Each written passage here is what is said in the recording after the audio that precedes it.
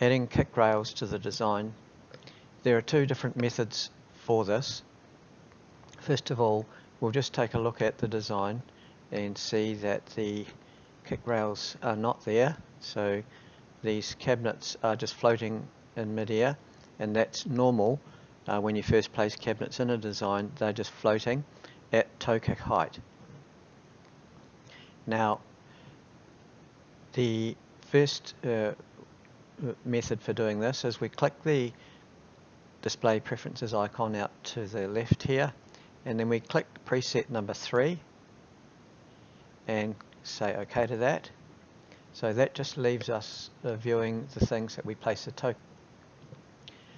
Now we know that the bifold pantry over here on the right doesn't have a toe kick under it because it's sitting on the floor.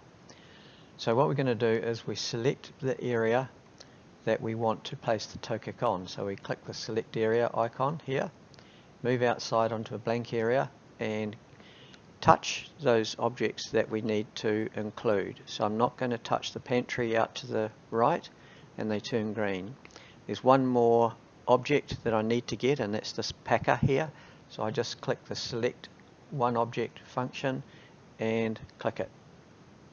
Now I can't do this oven tower at the same time because it's a separate piece, it's not joined. So to place toe kicks on in this automatic method requires that all of the objects are the same height off the floor and they are actually joined together or snapped together. So once they're selected, we click the Operate on Selected Objects function, click Operations, and here is the floor, Add Floor or Toe Kick. We click OK to that, and it adds it. So we'll just show you that. So now we can see that it's added in all around.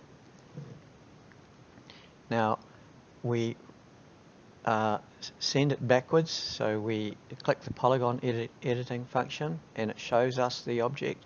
So we click it, then we click inside the center of each edge we want to set back. So there's 1, 2, and I want to set this one back as well, 3. So I'm setting those 3 edges backwards, and the value I want is say -65. It was already there, but I just type that in and it sets them back.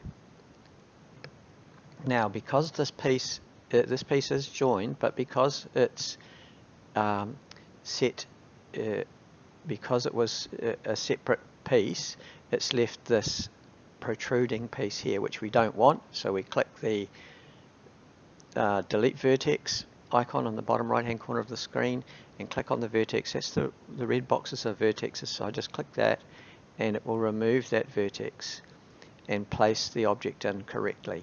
So if we view it now, we'll see that the toe kicks are in place and set back from the fronts.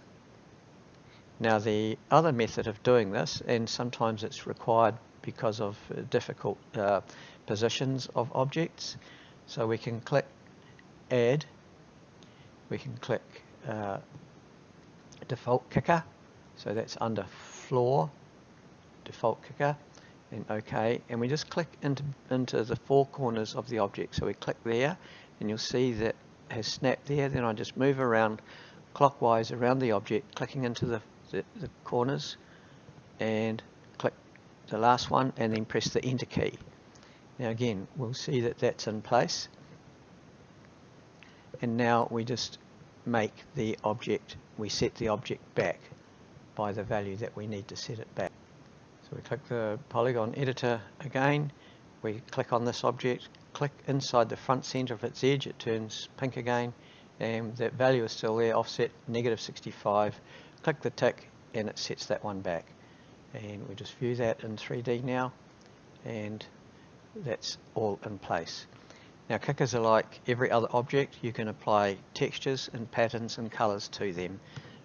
So we'll just leave that as it is at the moment, but the process for doing that is the same with every other object. So that's the 2 methods of adding a kick rail, and you can repeat this as many times as necessary within a design to put them all into place.